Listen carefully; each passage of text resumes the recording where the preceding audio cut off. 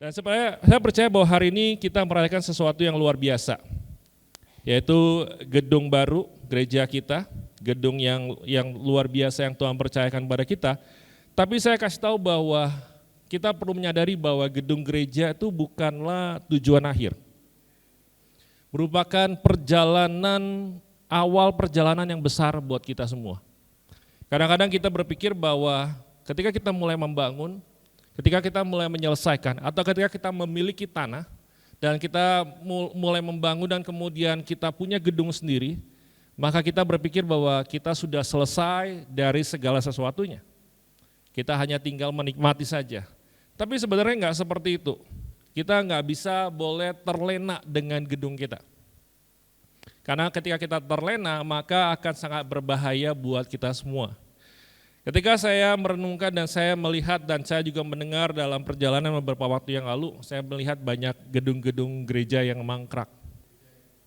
Banyak gedung-gedung gereja yang istilahnya tidak terawat dengan baik.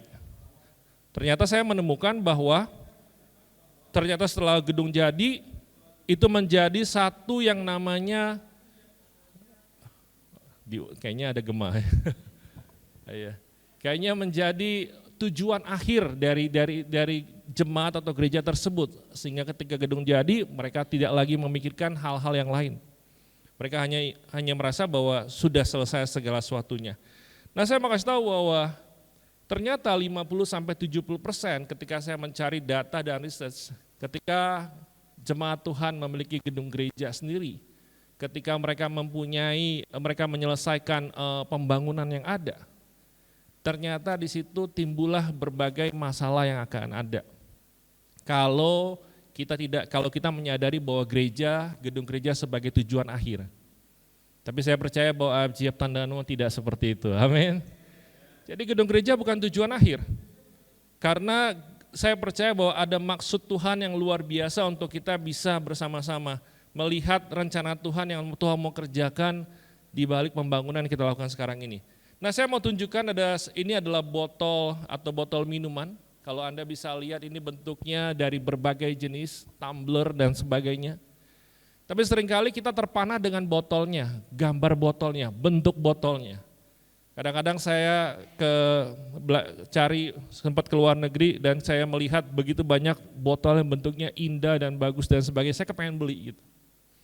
Tapi sebenarnya yang menentukan bukan bentuk botolnya, bukan keindahan botolnya, tapi isi yang ada di dalam botol atau tumbler tersebut.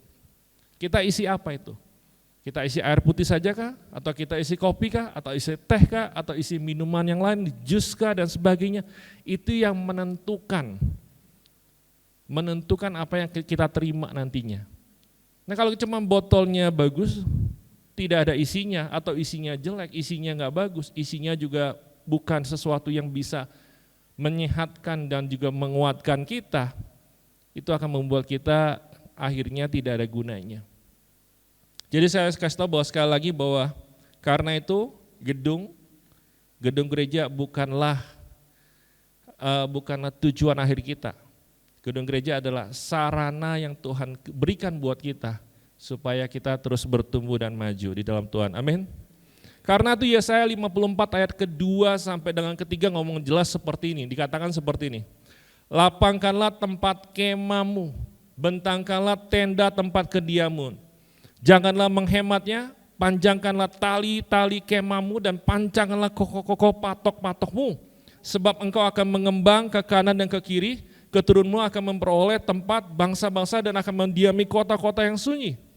Dengan jelas dikatakan bahwa lapangkanlah, maka sesuai dengan tema kita enlarge, lapangkanlah, perbesar dikatakan seperti itu. Supaya dikatakan bentangkanlah, stretch out dalam bahasa Inggrisnya. Kalau saya bisa lihat bahwa ada 4 hal ketika kita melampangkan kemah kita, melampangkan tempat kediaman kita. Yang pertama kita butuh di stretch. Tuhan tuh sedang melatih supaya kita punya kapasitas. Jadi saya percaya bahwa ketika Anda punya gedung ini, Anda harus kerja lebih keras lagi. Kasih tahu kanan kiri, harus kerja lebih keras lagi. Kayaknya nggak semangat. Kalau dibilang suruh kerja lebih keras lagi kayaknya nggak semangat. Punya gedung bukan berarti kita selesai, harus kerja lebih keras lagi. Amin. Itu yang pertama, Tuhan melatih kapasitas kita. Yang pertama adalah stretch. Yang kedua adalah spare not, artinya kita mau bukan cuma sekedar kita hemat sana sini, tapi ada bagian-bagian yang kita tidak perlu hemat-hemat. Nanti saya akan bagikan beberapa hal. Yang selanjutnya adalah kita lengthen, artinya kita perpanjang, kita lebih luas lagi menjangkau. Dan yang terakhir adalah kita perlu strengthen, kita perlu memperkuat fondasi kita. Nah karena ini supaya apa? Supaya kita memperoleh, dikatakan apa? Mendiami bangsa-bangsa atau memperoleh bangsa-bangsa. Nah saya percaya bahwa Tuhan kasih kota ini buat kita semua. Tuhan kasih kota ini di mana firman Tuhan katakan usahakan kesejahteraan kota di mana kita berada. Jadi saya percaya bahwa ketika kita berada di sini ada maksud Tuhan dan kita punya peran masing-masing untuk memberkati kota ini. Amin. Jadi saya percaya karena itulah kita nggak bisa berdiam diri. Kalau kita lihat bahwa Yesaya 54 ayat ketiga bahwa kita akan memperoleh bangsa-bangsa dan mendiami kota-kota yang sunyi, maka kita harus diperbesar kapasitas kita. Saya bacakan bahwa if you want something you never had, you must be willing to do something you never done.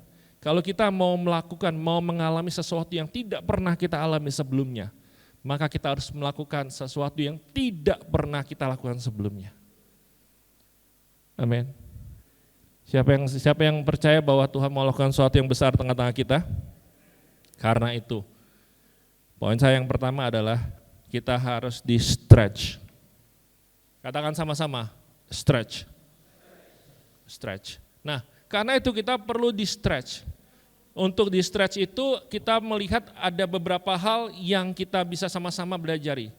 Namanya otot, kalau tidak di stretch, tidak direnggangkan, maka tidak akan mampu bisa menjadi otot yang kuat. Nah ini suaranya muncul lagi. It's okay, gak apa-apa, yang itu dimatiin aja. Ya mungkin delaynya dimatiin aja. Oke, kalau kita lihat yang pertama adalah kita perlu nyadari bahwa otot kita perlu di stretch. Kita perlu ada namanya peregangan diri. Nah kita perlu di stretch baik dalam iman, dalam visi kita. Karena itu poin saya yang pertama kita harus enlarge your visions. Bagaimana perbesar namanya visi, perbesar yang namanya mimpi yang Tuhan berikan dalam kehidupan kita. Amsal 29:18 ngomong seperti ini dengan jelas. Where there is no visions, the people are unstrengthened, but happy he is who keep the law. Dikatakan dengan kalau nggak ada visi, dikatakan orang menjadi liar. Bahkan dikatakan orang tuh nggak tahu aturan, nggak tahu kemana, nggak ngerti apa yang harus dikerjakan. Karena itu kita nggak bisa cuma visi, bangun, selesai. Kita harus visi setelah kita selesai, apa yang harus kita kerjakan selanjutnya. Dikatakan dengan jelas bahwa orang yang punya visi adalah orang yang mengerti apa yang menjadi isi hatinya Tuhan. Nah kalau kita lihat dari Merriam-Webster sendiri, visi itu bicara bahwa the act of power of imaginations. Dikatakan apa? Kekuatan untuk kuasa untuk memiliki yang namanya imajinasi. Menggunakan imajinasi kita. Tuhan memberikan kita hikmat, Tuhan memberikan kita kepintaran. Kita akan bisa mulai berpikir sekarang ini apa yang mau Tuhan kerjakan, Tuhan melakukan lebih lagi di tempat ini. Nah dalam versi The Message yaitu dikatakan visi itu adalah Tuhan melakukan sesuatu, dikatakan dengan jelas seperti ini. Versi The Message, if people cannot see what God is doing. Artinya kalau saya melihat bahwa visi artinya seeing what God is doing now, aligning with it for the future. Artinya visi itu berarti ini kita sedang mencari tahu apa yang mau Tuhan kerjakan di tengah-tengah kita dan kita harus hidup sesuai dengan visi itu untuk masa depan yang Tuhan siapkan buat kita. Kalau kita nggak pernah tahu apa yang sedang Tuhan mau kerjakan buat kita, celaka kita. Bahwa hidup kita akan tidak tahu kemana. Bahwa kita nggak tahu bahwa Tuhan mau bawa kemana, itu yang berbahaya. Kalau kita ngerti isi hati Tuhan buat kita, saya percaya bahwa ketika kita menjalani, menghidupi visi dari Tuhan, maka Tuhan bawa kita ke tempat yang sama sekali tidak pernah kita pikirkan. Amin. Saya kasih tahu beberapa waktu sekitar kita harus keluar dari gedung yang lama dengan terpaksa diberikan waktu 1 tahun, kita pindah ke hotel karena gedung yang kita pakai itu sudah dijual dan kita harus pindah dalam setahun. Tapi dalam setahun itu kita harus membangun gedung tempat kita ibadah. Kita baru punya gedung sendiri itu baru juga. Dan ketika kita keluar dari situ kita mulai ngebangun. Ketika mulai bangun mau hampir selesai tiba-tiba COVID. Jadi COVID itu ada baiknya juga di mana kita mulai membereskan yang perlu dibereskan. Jadi ketika COVID selesai kita mulai pakai gedung itu. Dan satu message yang sangat penting adalah yang Tuhan berikan buat Pastor Sam, buat kita semua adalah gedung bukan final daripada pertumbuhan gereja IFGF Bandung. Tapi merupakan titik awal kita harus bekerja lebih keras lagi. Itu yang kita lakukan.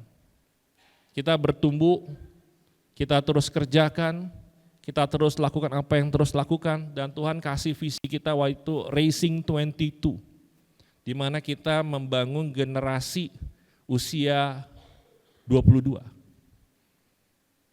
Dan kita mulai menjangkau usia 22, dan juga kita mulai masuk kepada generasi muda.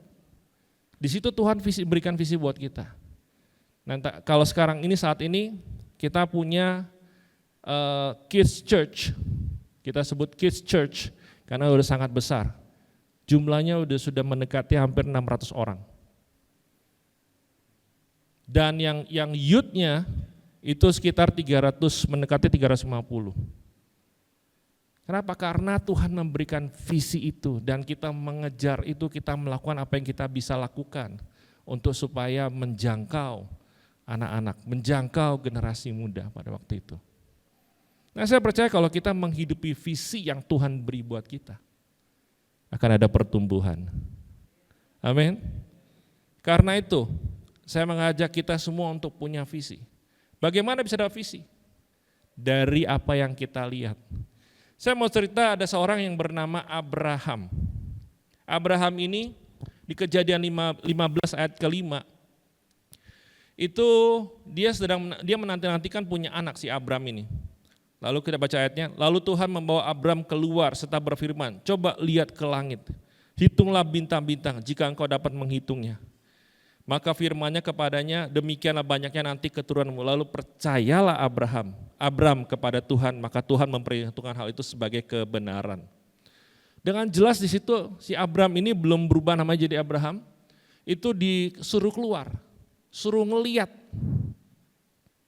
ke atas. Dia lihat apa? Begitu banyak bintang yang ada. Dan kemudian disuruh hitung. Kemudian Tuhan mulai ngomong, begitulah banyaknya keturunanmu. Nah, ketika dia mulai hitung, dia mulai lihat, dan kemudian dia tahu, dan dia mulai percaya meskipun dia belum punya anak sama sekali pada waktu itu.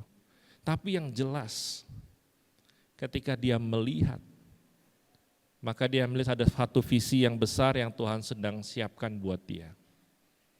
Nah, saya kasih tahu bahwa the size of your future is determined by the size of your visions. Berapa besar masa depan gereja ini ditentukan seberapa besar mata kita untuk bisa melihat atau visi yang Tuhan berikan dalam kehidupan kita. Amin. Jadi saya percaya bahwa seberapa besar mimpi Anda semua ditentukan dari apa yang Tuhan berikan, visi yang Tuhan berikan dalam kehidupan Anda. Kalau kita hanya bermimpi untuk hal yang kecil, maka kita akan melihat hal yang kecil terjadi dalam kehidupan kita. Ketika saya lihat Tondano, saya langsung melihat ada visi yang besar buat gereja ini. Tapi apakah Bapak Ibu semua menangkap apa yang saya lihat atau tidak? Pertanyaannya sekarang buat kita semua. Visi apa yang Tuhan berikan kepada IFGF Tondano? gereja, jemaat, dan pemimpin seperti apa yang akan dilahirkan di AFCF Tondano ini. Dan apa visi gereja AFCF Tondano ini untuk gedung yang baru ini. Karena tanpa visi yang jelas, maka gedung gereja hanya menjadi gedung saja yang dipakai untuk ibadah. Padahal ada banyak hal yang bisa dikerjakan dengan luar biasa di gedung ini. Amin. Bukan cuma enlarge your visions, yang kedua enlarge your heart, di mana kita memperbesar hati kita. Kalau kita memperbesar cuma visi kita, tapi hati kita nggak diperbesar, maka orang-orang nggak akan masuk, akan datang. Tapi kalau kita membesar hati kita untuk jiwa-jiwa, maka orang-orang akan mulai datang. Menurut research, ada namanya PEW Research, dikatakan 33% anak muda keluar gereja karena mereka tidak diterima.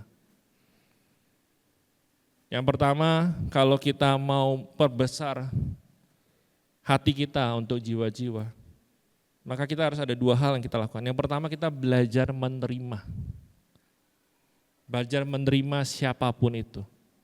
Acceptance open the door to restorations. Penerimaan membuka pintu restorasi.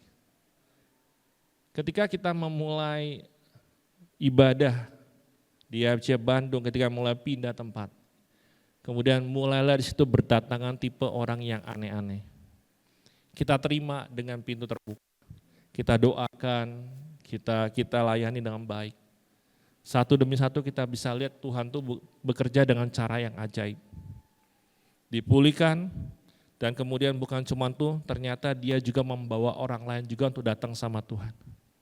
Dan orang itu dipulihkan juga, memberikan dirinya dibaptis, kemudian dia mulai ngajakin orang lain lagi. Tapi yang luar biasa, hidupnya mengalami perubahan yang tidak pernah saya lihat sebelumnya.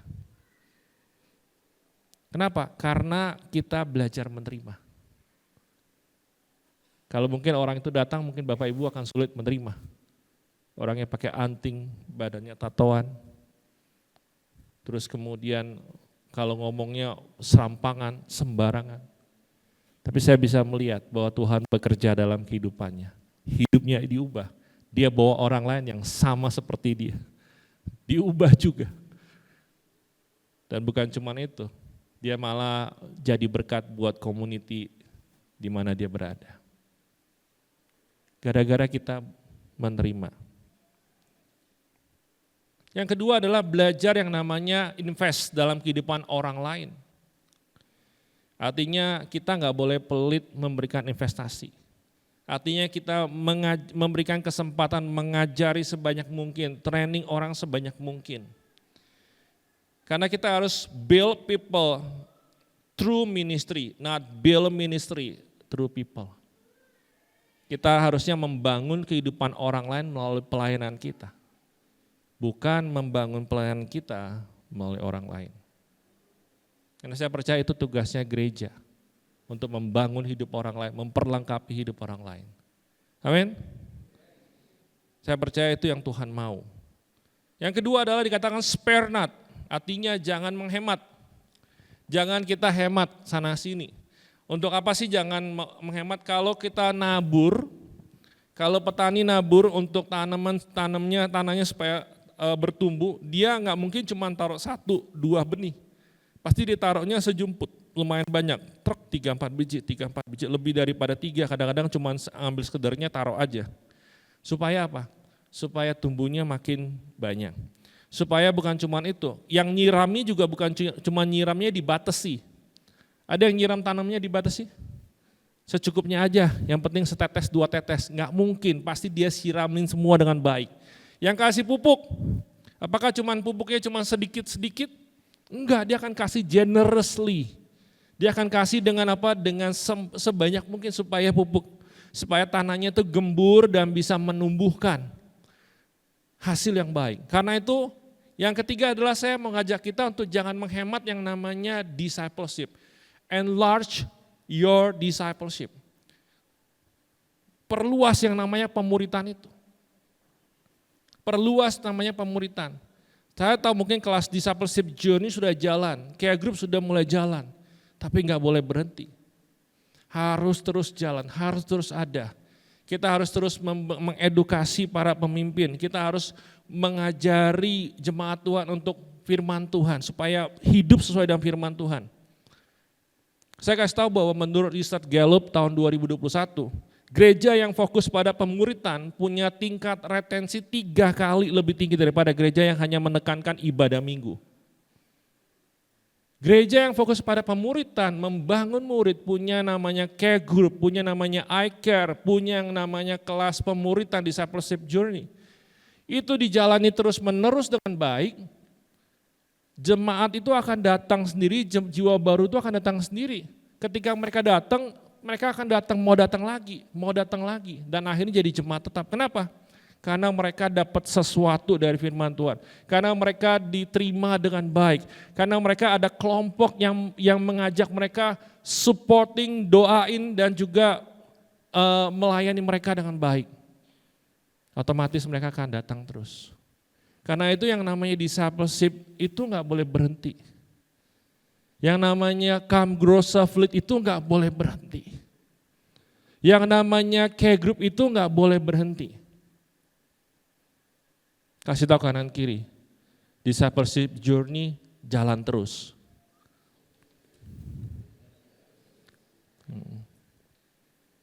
Iya dong. Saya tahu ini pekerjaan besar buat kita semua. Nah karena itu kalau ada program-program atau hal-hal yang mengganggu care group dan discipleship journey, mulai pisahkan. Lebih banyak fokus kepada pemuritan dan care group. Saya yakin kalau kita fokus dengan itu, pertumbuhan akan luar biasa. Berapa banyak orang dimenangkan di care group dulu baru datang ibadah minggu. Berapa banyak orang akhirnya berjoin di dalam kelas pemuritan dulu, akhirnya baru kemudian mengambil pernyataan bahwa dia mau berjemaat. Banyak sekali. Nah kita melihat banyak sekali orang yang memulai dari care group dulu, mulai dari keikut kelas dulu, akhirnya tertanam di gereja Tuhan. Karena kita jadikan yang namanya discipleship itu sebagai poros, sebagai intinya yang memutar roda segala dalam pelayanan kita, dalam kehidupan. Nah saya percaya bahwa kalau itu jadi poros, jadi semua, jadi kunci utama dari segala sesuatu yang kita lakukan, maka saya percaya bahwa gereja kita akan bertumbuh dengan cepat, dengan luar biasa. Yang keempat adalah enlarge your missions. Misinya harus diperluas dengan kita memberikan dampak kepada komunitas. Kita lihat bersama-sama dalam Kisah 2 ayat 42 sampai dengan 47 seperti ini. Mereka bertekun dalam pengajaran rasul-rasul dan dalam persekutuan. Mereka selalu berkumpul memecahkan roti dan berdoa. Di situ mereka bertekun. Dalam pengajaran rasul mereka juga mengumpul, memecahkan roti, ada fellowship, ada doa juga. Maka ketakutan mereka semua rasul-rasul itu mengadakan banyak mukjizat, ada mukjizat dan tanda dikatakan. Dan semua orang telah menjadi percaya tetap bersatu. Segala kepunyaan mereka adalah kepunyaan bersama. Selalu ada di antara mereka menjual harta miliknya lalu membagi-bagikannya kepada semua orang sesuai dengan keperluan masing-masing. Jadi ini seluruh jemaat ini kebutuhannya terpenuhi satu dengan yang lain. Dengan bertekun dan dengan sehati mereka berkumpul tiap-tiap hari dalam bait Allah. Artinya mereka juga ada namanya ibadah korporat, ibadah bersama seperti Super Sunday, ibadah minggu dikatakan. Dan mereka memecahkan roti di rumah masing-masing, ada yang namanya care group di situ. Atau namanya I-Care di situ, secara bergilir makan bersama-sama dengan gembira, dengan tulus hati sambil memuji Allah. Dan mereka disukai semua orang. Dikatakan yang terakhir apa? Dan tiap-tiap hari Tuhan menambah jumlah mereka orang yang diselamatkan.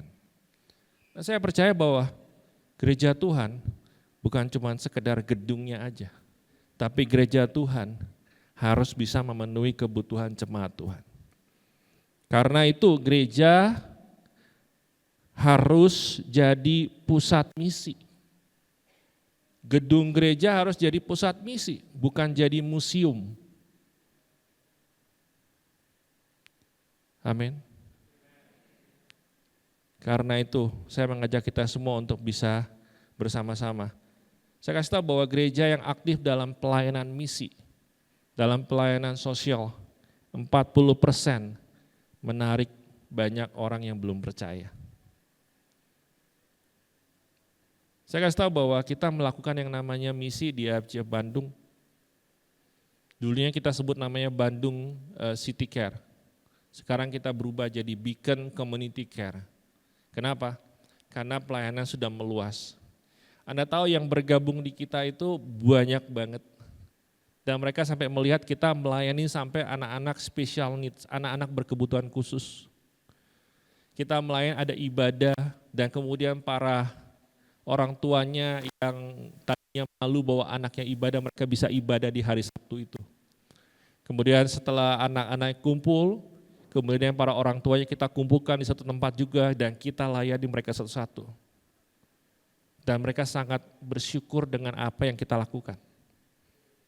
Dari situ muncullah pemimpin-pemimpin yang akhirnya menaruh hati. Dari situ muncullah orang-orang baru. Dari situ muncullah keluarganya ikut juga berjemaat.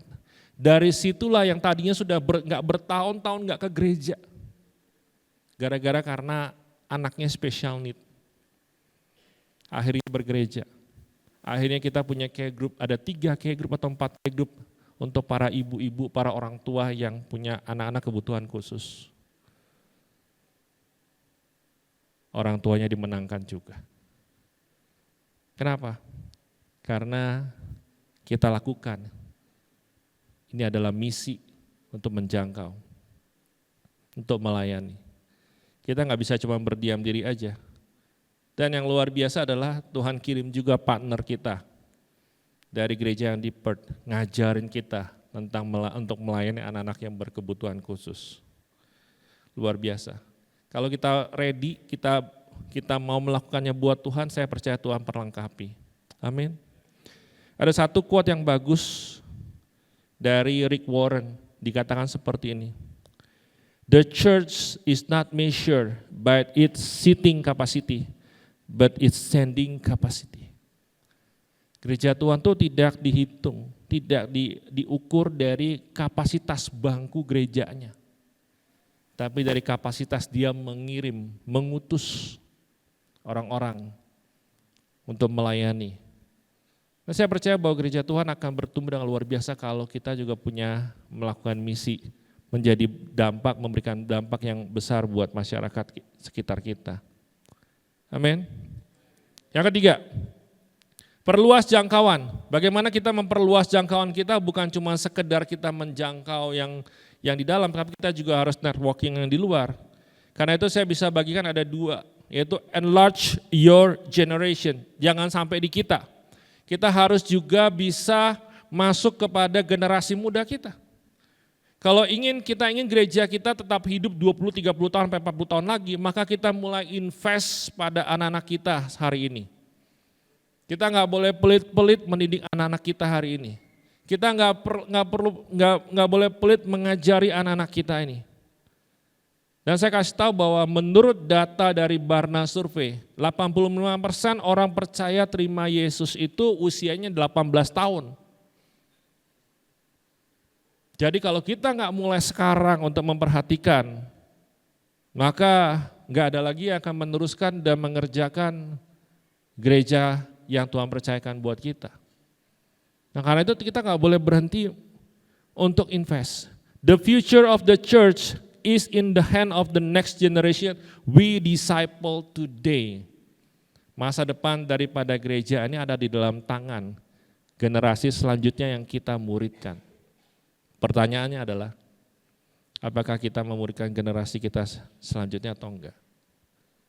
Apakah kita invest kepada generasi muda atau enggak?